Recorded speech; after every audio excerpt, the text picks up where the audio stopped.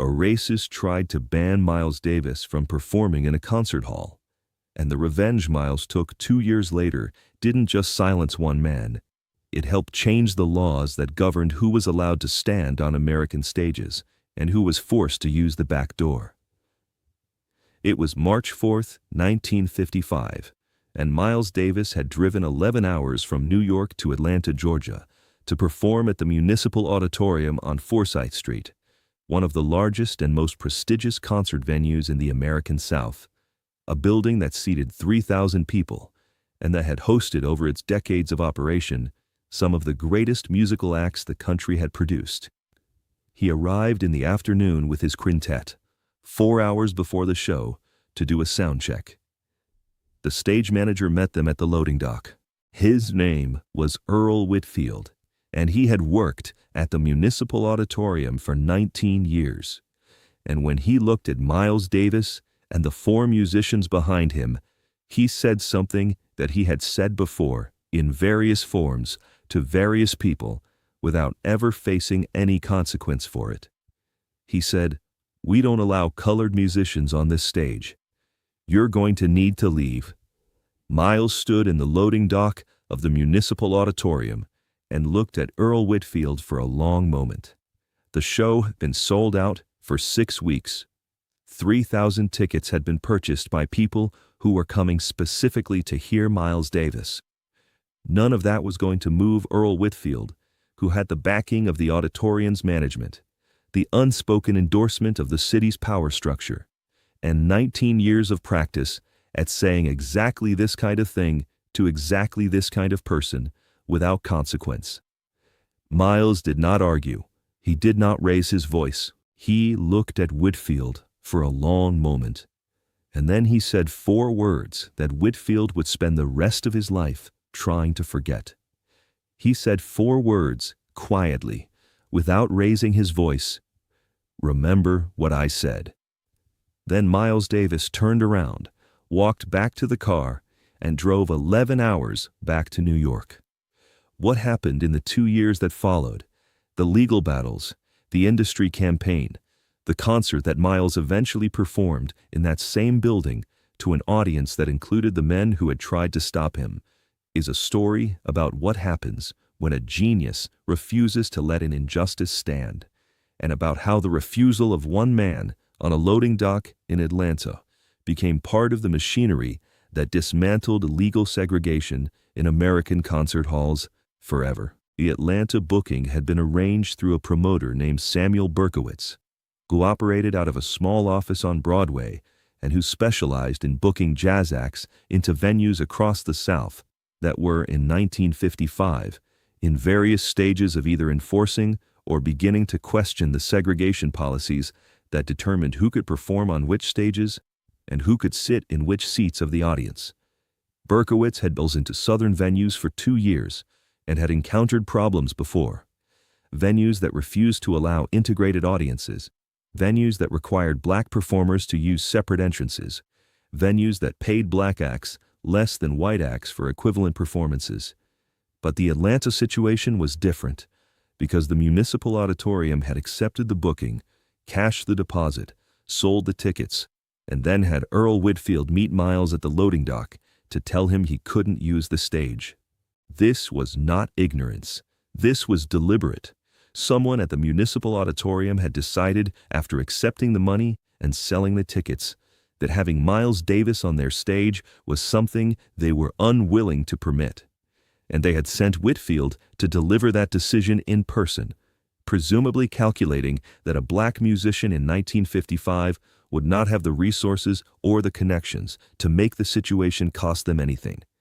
This calculation was wrong, but it would take 2 years for its wrongness to become fully apparent. Miles returned to New York and called 3 people. The first was Samuel Berkowitz, who was told to file a breach of contract claim against the Municipal Auditorium immediately and to not settle for any amount that did not include a formal acknowledgement of wrongdoing.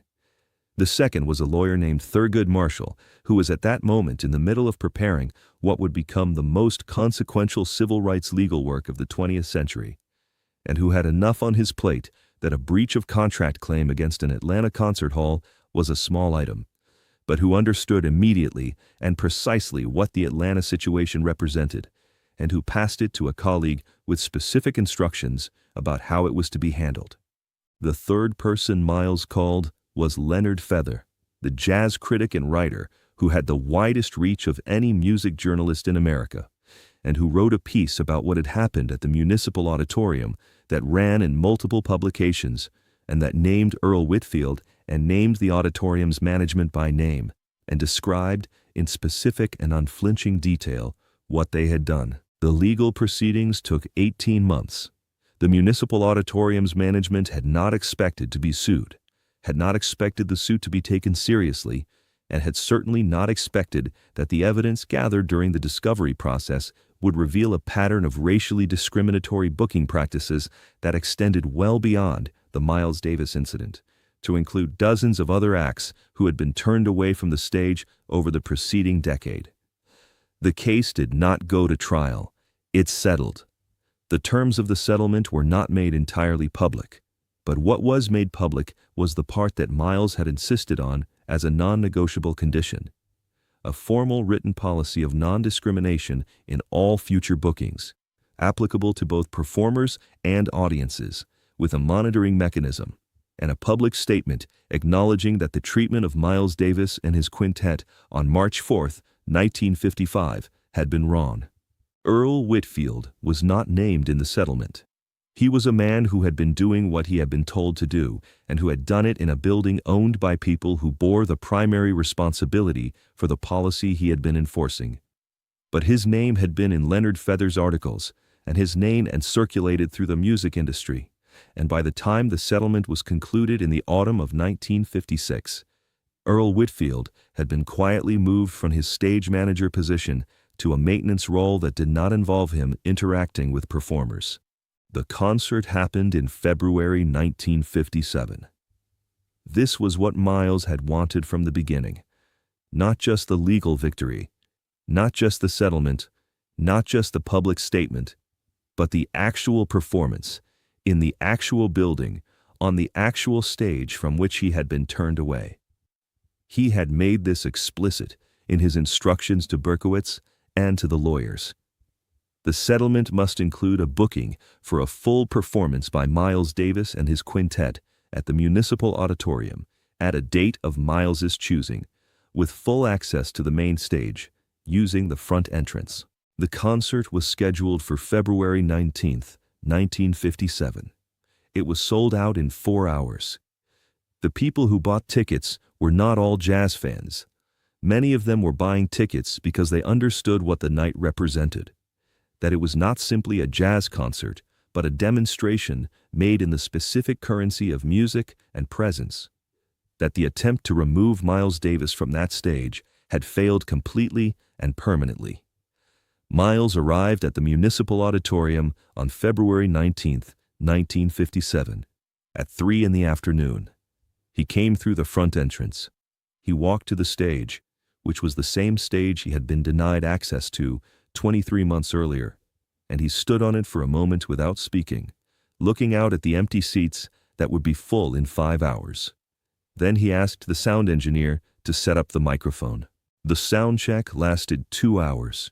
Miles was meticulous that evening in a way that even his musicians, who were accustomed to his exacting standards, noted as unusual. Every element of the technical setup was examined and adjusted and re-examined. The monitors were repositioned 3 times. The lighting was adjusted until it was exactly what Miles wanted. He was making sure that everything on that stage was correct, that the performance would take place in the best possible conditions, that nothing technical would prevent what needed to happen from happening as fully as it could. The concert that night has been described by everyone who was present as something that existed outside the ordinary categories of performance. Miles played for 2 hours and 40 minutes. He played with a completeness of commitment that went beyond what even his closest musical collaborators had witnessed from him before. A quality of totality in the playing that suggested every note was carrying more weight than notes usually carry, that the music was being asked to do something that night in addition to being music, that it was being asked to stand as evidence for something, to exist as proof of something that could not be proven any other way. He played Walkin'. He played Round Midnight. He played Bye Bye Blackbird at a tempo so slow it seemed to be breathing rather than moving. He played the new material he had been developing with John Coltrane, the modal explorations that would eventually lead to Kind of Blue. And in that Atlanta concert hall in February 1957, those explorations sounded, to the people in the audience, like freedom itself taking on a specific and recognizable shape. Between pieces, he said almost nothing. This was not unusual for Miles. What was unusual was the quality of the silence between pieces, the way the audience held it, the way 3,000 people in a concert hall in Atlanta in 1957 sat together in the silence after music that had just told them something and knew they had heard it and were not yet ready to let it go. The auditorium's management was present for the performance. The men who had authorized the policy that Earl Whitfield had been sent to enforce were in the building, watching. What they were watching was a man stand on a stage they had tried to deny him, and produce something so completely beyond their ability to diminish or contain, that the attempt to contain it 2 years earlier seemed in retrospect almost incomprehensibly foolish. You do not stop this. You do not prevent this by sending a stage manager to a loading dock. This is not something that loading docks can stop. The effect of the Atlanta concert extended well beyond the evening itself.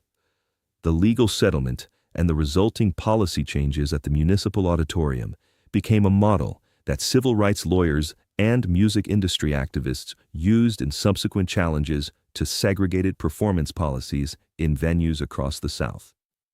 The case was cited in legal arguments, referenced in negotiations with other venues, and used as evidence that the music industry was capable of enforcing its own anti-discrimination commitments when pushed by a performer with the will and the connections to push. Miles never spoke about the Atlanta situation in terms of victory.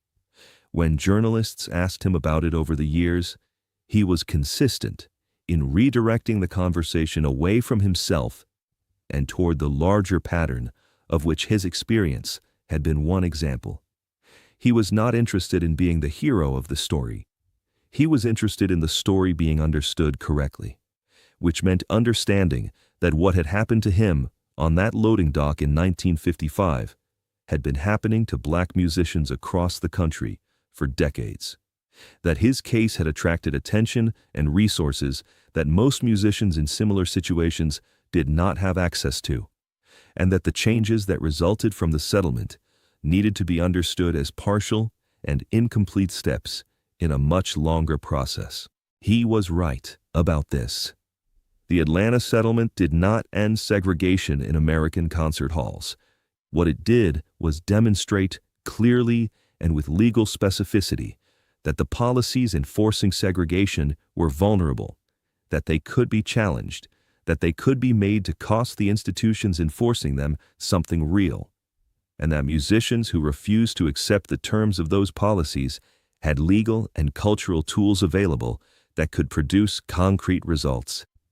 The musicians who came after Miles, who performed in venues that had revised their policies, who walked through front entrances in cities where their predecessors had been required to use service doors, who looked out at integrated audiences in halls that had once enforced racial separation in seating, were walking through openings that had been made, in part, by what Miles Davis had done in the 2 years between the loading dock in March 1955 and the stage in February 1957. He had not asked for recognition for this. He had not built a narrative around it, or returned to it in interviews as a defining moment. He had done what needed to be done it with the precision and completeness that characterized everything he undertook, and then moved on to the next thing. This was his way. The work was the statement. The performance was the argument. The presence on the stage, 2 years after being told he could not be on it, was the only answer that actually counted. Earl Whitfield died in 1974. His obituary did not mention the incident at the loading dock in 1955. The Municipal Auditorium in Atlanta continued to operate as an integrated venue from 1957 forward, and the performances it hosted in the decades that followed included artists of every background and in every genre that American music produced. Miles Davis performed there 3 more times before his death in 1991. He always used the front entrance. He never mentioned it to anyone. He simply walked in, set up, and played. If this story of refusing to accept the verdict of men who had no right to render it, of taking the kind of revenge that changes laws rather than just settling scores, and of what it looks like when an artist uses every tool available, legal, cultural, musical, to dismantle a system that was built to diminish them, moved you, please subscribe and share this video. Leave a comment about what you think true artistic courage looks like. The stage was never theirs to give or take. Miles walked in anyway. The musicians who played alongside Miles during the February 1957 Atlanta concert have spoken about that evening in terms that suggest they understood, even at the time, that they were participating in something beyond an ordinary performance. The quintet that Miles brought to Atlanta that night was the group he had been developing through the middle of the decade. Paul Chambers on bass, Philly Joe Jones on drums, Red Garland on piano, and John Coltrane on tenor saxophone. Each of them had his own experience of the racial architecture of the American music industry. Each of them had been turned away from stages, directed to service entrances, paid less than their white contemporaries for equivalent work, received in venues that were willing to profit from their talent while refusing to treat them as the human beings they were. They were not naive about what that concert represented. Philly Joe Jones, the drummer, said in a later interview that he had never felt a room the way he felt that Atlanta room. It wasn't about us being good, he said. We were good every night. It was about what the room meant and what Miles meant by being in it. 3,000 people heard the same thing at the same moment. And what they heard wasn't music. It was a door opening. John Coltrane described the experience of playing alongside Miles that night as operating on what he called a different necessity. That Miles was playing not simply because he loved the music, but because the act of playing was performing a function that nothing else in the world could perform. Miles always played for reasons, Coltrane said. That night the reason was everything. Red Garland, the pianist, said simply that it was the best he had ever heard Miles play. He did not elaborate. He seemed to feel that elaboration would diminish the statement. The audience that attended the February 1957 Atlanta concert was itself a fact of historical significance. Under the terms of the settlement, the Municipal Auditorium had committed to an integrated seating policy for all future performances. This meant that the audience that heard Miles Davis that night in Atlanta was, for many of the people in those seats, the first integrated concert audience they had ever sat in.